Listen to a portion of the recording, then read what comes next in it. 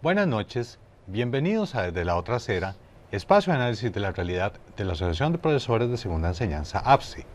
Esta noche haremos un resumen del final de cuarta temporada con lo mejor que hemos visto este año 2024, para lo cual me acompaña en el estudio doña Vivian Chávez, presidente de APSE, a quien le doy la bienvenida. Muchas gracias doña Vivian por su presencia, como siempre. Muchas gracias, Ariel. Buenas noches, compañeros y compañeras apsinos y a toda la audición, ¿verdad? Y todos los que nos observan en este programa.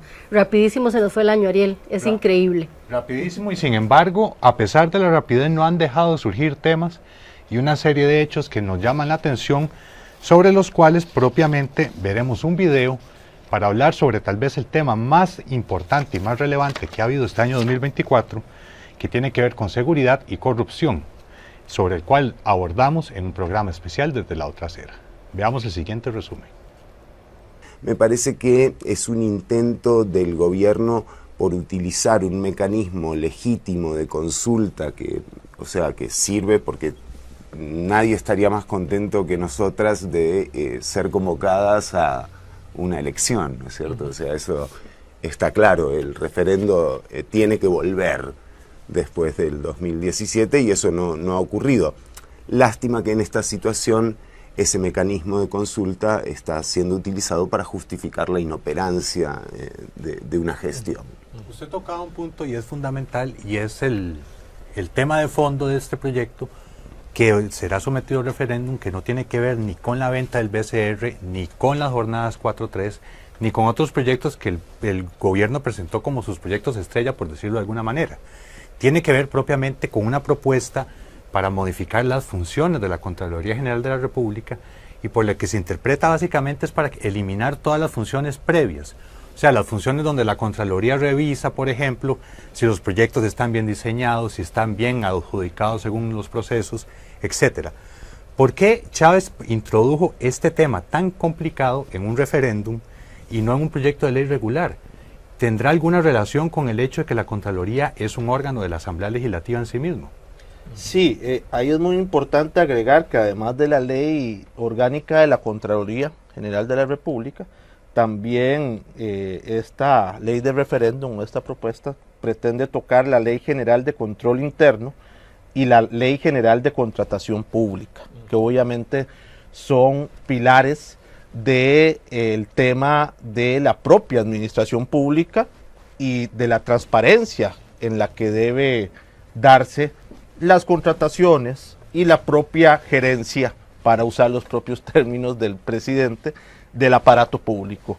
Aquí es evidente, y aquí ya los compañeros hicieron un encuadre político del contexto, y en esta iniciativa es inevitable ver un tufo de vendetta, ¿verdad? Un tufo de vendetta política con respecto a la Contraloría, pero más allá de eso, y lo que realmente nos debería importar, es el portillo o los portillos que están abriendo para la corrupción, no solo para la eventual corrupción de este gobierno, sino para los gobiernos futuros y aún más para los municipios.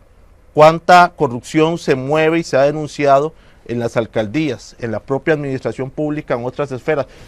A mí me parece como de costumbre que llegan tarde al incendio, porque precisamente en el semanario de ayer miércoles sale un reportaje suficientemente extenso y claro, donde primero revela que esto venía desde el año 2009 y que se agrava principalmente entre el año 2015 y 2016, y se encuentran un montón de estados financieros maquillados para tapar lo que estaba sucediendo. Pero yo estoy convencida que las superintendencias cuentan con personal suficientemente capacitado como a ojo de pájaro poder ver cómo está la situación verdadera y ver si hay maquillaje, si hay ocultamiento, si hay matráfulas dentro de los estados que presentan, y en ese momento haber actuado. Vienen actuando en el año 2024, o sea, 8, 9 años después de que ya la empresa está prácticamente colapsada. Y lo peor es que la gente, todavía el año pasado y antepasado, y hace 4 años y hace 5 años, confiaba y colocaba sus ahorros en Copeservidores. En el caso Aldesa, exactamente igual. Son dos casos gemelos. Aldesa era supervisado por la Sujeval, porque era un puesto de bolsa de valores, entonces ahí entra la Sujeval. Copeservidores es una entidad financiera y es supervisada por su jefe. Para desgracia, lo mismo, porque no toman las acciones del caso, porque maquillan, ocultan, guardan la información e invitan al inversionista a seguir invirtiendo. Aldesa, con el proyecto Monte del Barco, ya en el 2009 ya era un fracaso. Para el 2011 estaba muerto. Si la gente se hubiese enterado que Aldesa, Monte del Barco era lo mismo y que estaban colocando plata buena en un lugar malo, la gente corre, sale y no llegamos a esta magnitud. A mí lo que me duele es que estoy viendo calcado el mismo caso que el caso Aldesa. Ya Aldesa quebró. Bueno, en realidad hace varias semanas lo que yo empecé investigando fue el desarme de la Academia de Guardacostas, ¿no? Que antes operaba en Quepos, muy cerquita al mar, a cerca de 250 metros, y por orden del viceministro Steller fue trasladada a Pocosí, a un lugar de Guapiles de Pocosí, La Rita, en donde no hay mar. El mar más cercano está a 50 kilómetros, pero no es el mar que se puede usar, porque no se puede usar el de Tortuguero para entrenar, tienen que bajar 130 kilómetros. El resultado ha sido que la academia no puede entrenar. Entonces no se están entrenando los guardacostas, y ese fue el primer punto de alerta concreta que llega a nuestras manos por denuncias de personas que la verdad que se están jugando sus vidas y sus trabajos al hacer esta denuncia valiente, y nos la confían, y nos damos cuenta de este primer punto. Y ahora, atando cabos, durante las últimas semanas descubrimos un segundo punto, y el segundo punto es que en realidad Bahía Drake, esta zona de Sierpe, Bahía Drake, es uno de los puntos de más ingreso de cocaína por mar en Costa Rica. En Bahía Drake había una unidad especial de guardacostas. Resulta que han quitado a la unidad especial de guardacostas de Bahía Drake y la movieron a Golfito y a Quepos. Cuando esa unidad especial recibe por llamada del aéreo la notificación de que la lancha va de camino, les toma entre 1 hora y media y 2 horas llegar a Bahía Drake, y ya para cuando llegan entró a Sierpe la lancha y entró a tierra. Entonces lo que hicieron fue despejar Bahía Drake por mar. ¿Y por qué aclaro por mar? Porque el ministro lo que ha hecho es que él dice que reforzó Bahía Drake enviando gente por tierra. Pero vean qué despropósito, despejar el mar de ingreso y luego mandar a personas por tierra sin suficientes recursos a que enfrenten todo el narco que ya entró porque el mar se le despejó. Entonces, ojo, porque hay unos movimientos claves con los guardacostas. El tercer elemento que sale publicado esta semana, que todavía estamos investigando, lo tira el semanario Universidad, en donde descubre que también cerró el puesto guardacostas de Zitzaola en el Caribe Sur. Entonces resulta que estamos dándonos cuenta de que en 1 año y medio de gestión que tiene Steller, porque Steller está fungiendo como director de guardacostas sin tener los requisitos y no han nombrado a nadie oficialmente. En ese año y medio que tiene el de estar, han pasado cosas súper irregulares. El resultado de facto, sea que él lo planeó o no, el resultado de facto es que se ha despejado la ruta de ingreso de la cocaína a Costa Rica por mar. Propiamente a la hora de referirnos a la dinámica política que ha habido este año 2024, doña Vivian, cabe la pregunta, cabe hacerse el cuestionamiento de cuál ha sido el papel que ha tenido el actual gobierno de la República respecto a la relación con el Ministerio de Educación Pública. ¿Usted considera que este gobierno está comprometido con los trabajadores propiamente, con su bienestar, o que les promueve de alguna manera un incentivo para mantenerse ejerciendo su importante función pública, o es lo contrario? No, Ariel, pues todo lo contrario, ¿verdad? Podemos decir que tal vez hay mandos en el Ministerio de Educación Pública, ¿verdad? Mandos medios y, ¿por qué no? En algunas ocasiones, ¿verdad? El mismo viceministerio administrativo, que es con los que más tenemos como esa práctica, ¿verdad? Ese acercamiento, ese intercambio de ideas, ¿verdad? De discusiones, entre otras. Yo considero que a veces tienen buena voluntad, pero de ahí no se pasa porque tienen una línea de gobierno completamente cerrada, estructurada, en donde en lo absoluto tienen como prioridad lo que es la educación pública, la inversión social en general. Entonces me parece que nos tiene completamente desamparados, ¿verdad? Tanto así que el Ministerio de Hacienda le tira la pelota al MEP y el MEP al Ministerio de Hacienda y así sucesivamente, y por lo tanto no es una prioridad, ¿verdad? Sabiendo que en el medio de la discusión entre el gobierno y los trabajadores, los que están son los estudiantes, los chicos, ¿verdad? Los niños, niñas y los jóvenes que tienen que recibir una educación pública de calidad. Propiamente para ampliar este tema del desfinanciamiento de la educación pública y la relación con los trabajadores de la educación, veamos el siguiente resumen de los videos desde la otra acera. Claro, bueno, estamos en un contexto en el que tenemos varios años de tener una cantidad de carencias que, si bien es cierto, en lo que es el sector público siempre se han tenido, el problema es que gradualmente han venido a incrementarse esas carencias, ¿verdad? A haber una precarización en la educación debido al recorte de los presupuestos. Y de forma crítica, este año 2024 tenemos un 5,2 del Producto Interno Bruto en el presupuesto para la educación, que hemos visto que no ha estado alcanzando para pagar servicios públicos, para otorgar becas de transporte, para otorgar becas de alimentos, bueno, que incluso ha sido adrede en el campo de las becas, ¿verdad? Que el gobierno tomó la decisión de recortarlos, pero entonces también recortan el presupuesto, entonces ni siquiera hay opción. Y el saber que para el 2025 el presupuesto todavía va a ser menor, ¿verdad? Oscila aproximadamente un 4,9 por ahí, ¿verdad? Es que parece que ingresó en la Asamblea Legislativa, entonces esto viene a ser un agravante y por eso nos enciende todas las alarmas. El objetivo de la campaña básicamente es que esta discusión sobre el porcentaje que se debe destinar a la educación pública se vuelva una discusión a nivel nacional. Uno de los problemas que nosotros hemos visto y que hemos valorado a nivel de la discusión cuando se discuten los presupuestos es que termina siendo una discusión demasiado elevada, un poco técnica para la mayoría de la gente. Es difícil entender para el común de la gente qué significa un 4,9%. Un poco lo que hemos tratado de hacer en esta campaña es transformar ese 4,9% en datos, en fotografías, en imágenes que la gente pueda entender cómo es que esto termina afectando no solamente a mi hijo, sino a mi sobrino, a mi nieto, a la comunidad en general y a las instituciones. Queremos llevarle la problemática al centro educativo, que generalmente nadie la ve, generalmente la vemos los estudiantes, los docentes, el cuerpo administrativo que hay dentro de la institución. Queremos que la comunidad entienda el nivel de afectación que están teniendo los centros educativos donde van nuestros hijos, donde van nuestros sobrinos.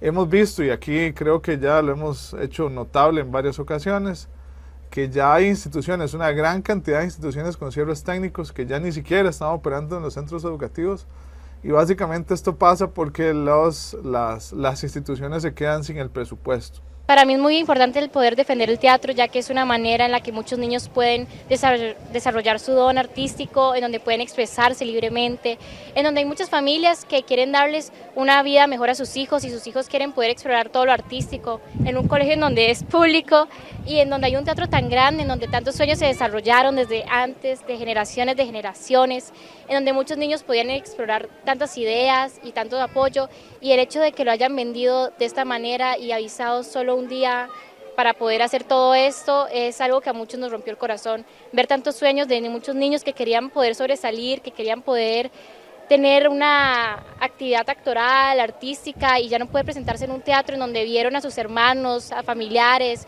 en las noticias vieron a Peter Pan salir y ya no poder siquiera tener la idea o la ilusión de poder presentarse en el teatro, en donde vieron todas esas ideas. Siento que a muchos niños los ha lastimado o los ha hecho perder muchas las esperanzas sobre lo que en realidad querían hacer en el teatro.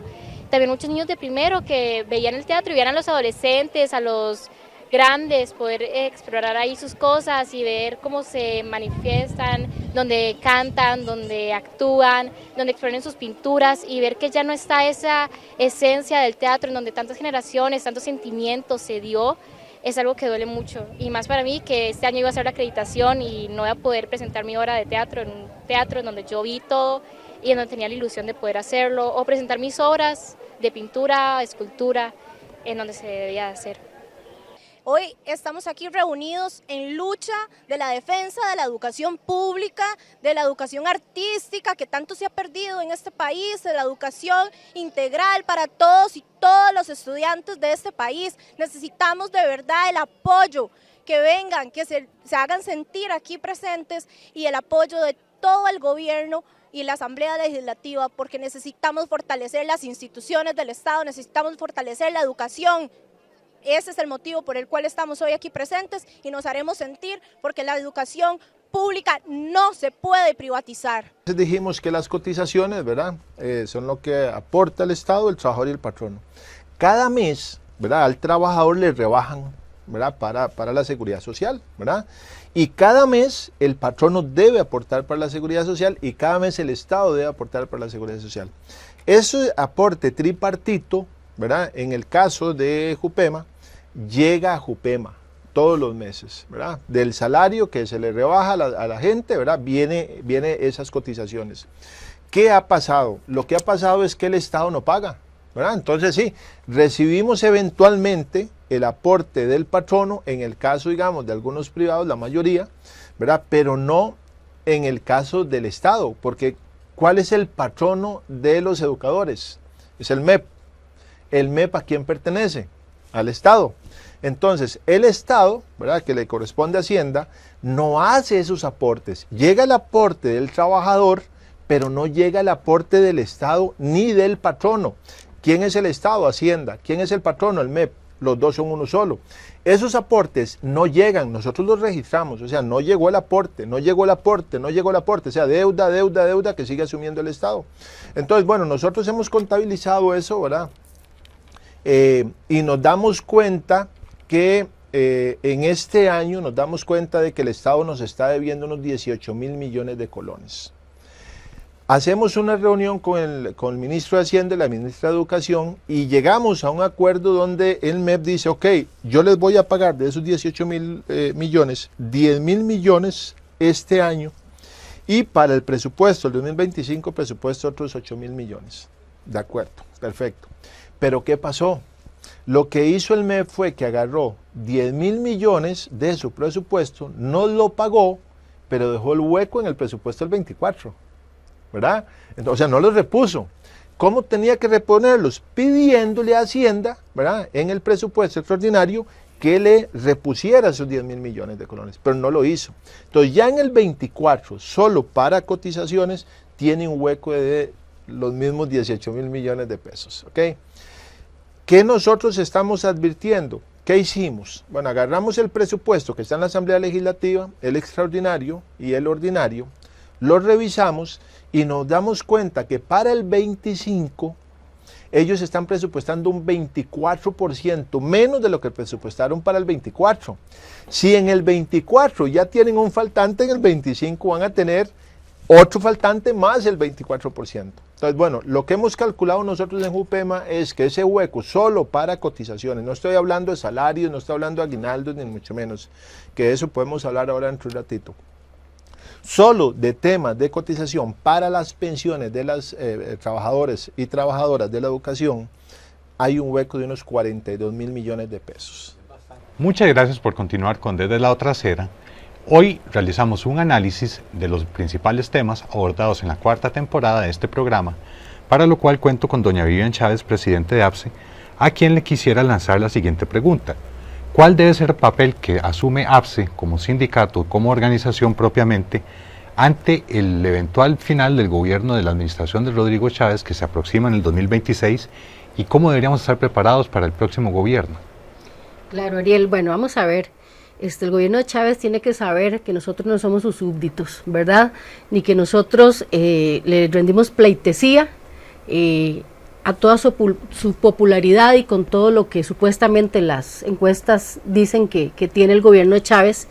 El Magisterio Nacional no está en esa línea. El Magisterio Nacional debe decirle algo a Rodrigo Chávez y a su gobierno que somos una organización, un sindicato completamente beligerante y que va a tener que resolver muchos de los problemas que a la fecha no ha resuelto y que desde el principio de año vamos a estar golpeándole la mesa para que esos problemas sean resueltos. Tenemos un panorama pues bastante en realidad bastante negativo, ¿verdad? Desgraciadamente hay cosas que se han incumplido, que no se han logrado por parte del Ministerio de Educación Pública y del gobierno en general en cuanto a sus compromisos. Se siguen dando largas por diferentes excusas, el sistema informático Integra 2, el presupuesto, ¿verdad? Que en realidad inclusive a veces me suena más que es una situación de presupuesto, pero como ya les hemos dicho, que por eso es que se debe de aprobar lo que dice la Constitución Política, el 8% del Producto Interno Bruto, ahora lo disfrazan con otras situaciones esquivas, por los no cumplimientos o los retrasos en las fechas, ¿verdad? Vuelvo a lo que dije anteriormente, tal vez en el Ministerio de Educación Pública hayan personas, hayan mandos que tengan muy buena voluntad, pero no se alcanza con eso. La buena voluntad, como dice mi abuelita, ¿verdad? El infierno está lleno de buenas intenciones, ¿verdad? Y nosotros lo que queremos es que sean las acciones evidentes para el beneficio de la clase trabajadora y de nuestros niños y nuestros jóvenes. Debemos prepararnos muy bien también ante un nuevo gobierno, porque no sabemos qué va a pasar. Nosotros decíamos anteriormente que después de ver el gobierno de Carlos Alvarado, pensábamos que no iba a poder haber algo peor, y llega este gobierno, ¿verdad? Llega este gobierno en donde es nefasto, ni siquiera tiene una capacidad de diálogo con ningún sector, y por lo tanto eso hace que se tambalee inclusive nuestra democracia, la institucionalidad y obviamente la afectación en general.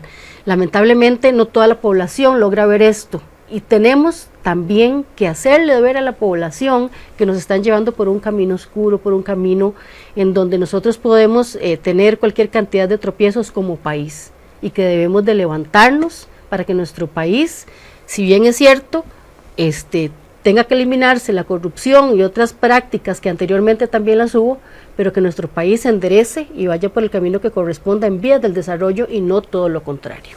Perfecto, doña Vivian. Para referirnos propiamente a cuál es el camino que está siguiendo Costa Rica en esta administración política, veamos el siguiente resumen de 3 programas más desde la otra acera: uno sobre la ruta del arroz descarrilada, el segundo sobre provincias hospitales, qué pasa en Cartago, y el tercero sobre racionamientos y privatización eléctrica. Veámoslos a continuación. Okay. Lo primero que ocurrió fue que las industrias empezaron a ofrecer precios muy bajos porque conseguían arroz barato en el mercado internacional. Entonces los productores, muchos se arruinaron, muchos salieron del negocio, gente que tenía, conozco un caso de un productor amigo mío que tenía 38 trabajadores y despidió a 30, se quedó con 8 nada más. Y esa gente, ¿qué va a hacer, ¿verdad? Entonces, lo primero es la destrucción de la producción, la destrucción del empleo en las zonas arroceras, y entonces eso ha causado pues, un incremento en la pobreza y en la desigualdad en esas regiones. Ha sido el impacto más grande. Según el semanario Universidad, ha habido una reducción como del 40% del área arrocera en el poco tiempo de vigencia de la ruta del arroz. Ese ha sido el impacto principal en el sector agrícola. Decirle a la gente que cambie de actividad de la noche a la mañana, que en vez de sembrar arroz, siembre cannabis, como se dejó decir en algún momento el presidente, es un despropósito, eso no tiene sentido. Ellos tienen no solo la cultura de producción de arroz, sino la infraestructura, la maquinaria, etcétera. Todo ese capital que invertido ahí en la producción de arroz y de repente no lo pueden usar, tienen que empezar a vender tractores, desmantelar todo y hacer qué, eso es lo que está por verse. Volviendo un poco al tema que hablaba Luis Paulino de los precios, es interesante comparar la evolución de los precios de 2 productos que en algún momento estuvieron regulados. Por ejemplo, se liberó el mercado del frijol, y el frijol desde hace muchos años lo que ha venido es aumentando los precios, arrinconando cada vez más a los productores y los consumidores pagando cada vez más caro. Eso se veía, y eso es lo que se esperaría con la ruta del arroz por esa inelasticidad de la demanda que hablaba Luis Paulino. Entonces, Eso es lo que ha venido ocurriendo y nosotros teníamos un planteamiento de una ruta del arroz, pongámosle el mismo nombre, diferente, que era con base en el aumento de productividad. ¿Por qué en 20 años no se ha logrado avanzar para construir este hospital y sí se logró como en el de Alajuela, por ejemplo? Bueno, por algo muy sencillo. Cuando nosotros empezamos a trabajar por el proyecto del nuevo hospital, no teníamos un terreno. Y entonces sin terreno no se puede construir el hospital, ¿verdad? Y entonces lo primero que hicimos fue empezar a trabajar por buscar un terreno. Y después de múltiples esfuerzos y visitas a muchos lugares, la Caja decidió hacer una licitación pública y avalada por la Contraloría General de la República, que eso fue en el 2010, donde participaron 3 terrenos, de los cuales al final quedaron 3 terrenos que eran aptos y elegibles para la construcción del hospital, y de esos 3 solamente 1 se ajustaron al precio que dice Hacienda, porque la Caja compra el terreno en base al precio que está en Hacienda, no al precio que está poniendo el dueño. Sí, el valor fiscal verdadero. ¿Ah? El valor fiscal. Exactamente, el valor fiscal sí. ¿Y estos terrenos fueron sometidos a estudios para conocer sus condiciones, si se podían soportar un hospital de este tipo, si estaban adecuados a una emergencia, que es lo que se está argumentando en este momento? Este es el terreno al cual la Caja ha comprado y le ha hecho más estudios que a otros terrenos. La Caja ha gastado entre la compra del terreno y los estudios que se han hecho, que todos los estudios demuestran que el terreno es apto, aproximadamente $12 millones. Wow. Esa es la inversión que ha hecho la Caja. No es posible que en este hospital la gente se está muriendo. La Caja no dice, pero la gente está muriendo en Cartago precisamente porque ese hospital se atrasa. Ese hospital ya cumplió con todo. Ese lote se compró hace muchos años. Ese lote tiene los permisos de todas las instituciones. El capricho de no construir ese hospital es porque eso es parte de la trama de quebrar la Caja Costarricense del Seguro Social, es parte de la trama que ha hecho este gobierno de decir que la Caja está quebrada, y por eso el portafolio de proyectos donde está ese hospital y tiene el terreno y tiene el presupuesto y tiene todos los estudios, no quieren hacerlo por capricho, pero no hay ya ninguna justificación. Todas los argumentos de ellos se les han caído. Por eso es importante que la gente de Cartago de veras se movilice y exija que se construya ese hospital. Es urgente, no podemos permitir que la gente de Cartago siga muriendo. También aquí hay que tener en cuenta que el llegar a una condición como esta obliga a entender que esto no es nada como pasajero o insignificante. Esto tiene un gran peso. El hacer una alerta de racionamiento es un impacto grande sobre el país, es de alguna manera perder la reputación del sistema eléctrico, y más cuando se está en una condición como la actual, que se dice que vamos a tenerlos, que ya se suspende un día, se suspende otro, ahí la zozobra continúa de cómo va a ser esto, si va a haber o no va a haber, y esto genera, digamos, hacia afuera también un riesgo también de que se pierda la credibilidad en el sistema eléctrico de Costa Rica. Bueno, yo diría que hay algunas cosas que son comunes, ¿verdad? La pérdida de la autonomía ha sido algo muy grave que ha venido ocurriendo, bueno, digamos que muy tenuemente desde que se creó la ley de las juntas directivas y presidencias ejecutivas allá en el año 1973, pero ya en estos 3 últimos gobiernos, digamos, ha habido una participación muy fuerte del Ejecutivo en la determinación de algunas de las cosas internas de la institución, y en yo diría que ha sido lo más grave, que es ya incluso a nivel del operador del sistema prácticamente estar tomando decisiones técnicas directamente en casa presidencial. El hecho de que se anuncien incluso rebajas de tarifas o por parte del presidente de la República, o que se ven, ya eso no forma parte de la actividad ordinaria de un presidente o de un ejecutivo. El ejecutivo, por la Constitución de la República, tiene que emitir políticas generales, pero ya no entrar en un tema tan específico, porque eso altera y afecta, digamos, el discurrir de técnico, objetivo y y esa independencia técnica que tiene que tener una institución que maneja un mercado y un sistema eléctrico. A mí me parece que ahí es donde ha estado el tema más delicado en esto y que definitivamente impidió que llegaran a tiempo estas plantas de emergencia, porque era una emergencia no del ICE, era nacional. Para concluir este programa especial de resumen de la 4ª temporada de La Otra Acera, le quisiéramos preguntar, doña Vivian, ¿cuál es la importancia o la relevancia de un espacio como este de La Otra Acera a la hora de acercarse a la afiliación APSINA para generar esfuerzos de generación de conciencia y también para que la gente se mantenga formada e informada? ¿Cuál es la importancia de este espacio? Bueno, esa pregunta es importantísima, ¿verdad? Y más bien la respuesta, el motivo es importantísimo, porque yo no sé por qué nos encontramos en un país en donde la gente le da temor o no le gusta hablar sobre situación país o sobre política del país.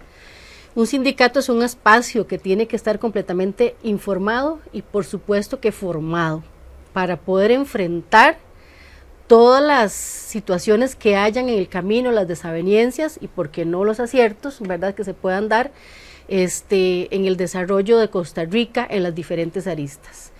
Sobre los derechos que tenemos como trabajadores, o sea, como clase trabajadora, como ciudadanos, es importante no solo que lo conozcan nuestros afiliados, sino que lo conozca el país entero. Y es curioso, Ariel, y aquí me voy a permitir mencionar que ustedes pudieron haber notado, nuestra audiencia y ustedes dentro del Departamento de Comunicación, que cuando tocábamos estos temas país, muchas veces se tiraba el mensaje de lo que se iba a valorar y comenzaban los troles a disparar su veneno, ¿verdad? Que obviamente sabíamos que lo estaban haciendo con toda la intencionalidad y que efectivamente estaban identificados como tales. Tal es así, o tanto es así, que en el momento de la transmisión casi no sucedía eso. No. Entonces yo les decía, eran troles con horario de oficina, ¿verdad? Entonces eso es muy importante. ¿Por qué es importante? Porque quiere decir que no solamente nuestros afiliados nos están viendo, ¿verdad? Y estamos dando un mensaje, que es lo que te decía tal vez en la consulta que me hacías anteriormente, que tiene que ser recibido por las diferentes partes, por el mismo gobierno, y que sepa que nosotros no estamos acá solamente sentados frente a un escritorio, sino que estamos analizando todas las políticas del país y que estamos analizando qué es lo más conveniente para nuestro país y para la clase trabajadora en general. Esperamos que ese mismo espíritu crítico les haya llegado a ustedes para que generen conciencia desde sus hogares sobre la situación política de nuestro país. Le agradezco, doña Vivian, por su presencia esta noche. Les agradecemos a ustedes por habernos visualizado y los esperamos el próximo año en Desde la Otra Acera.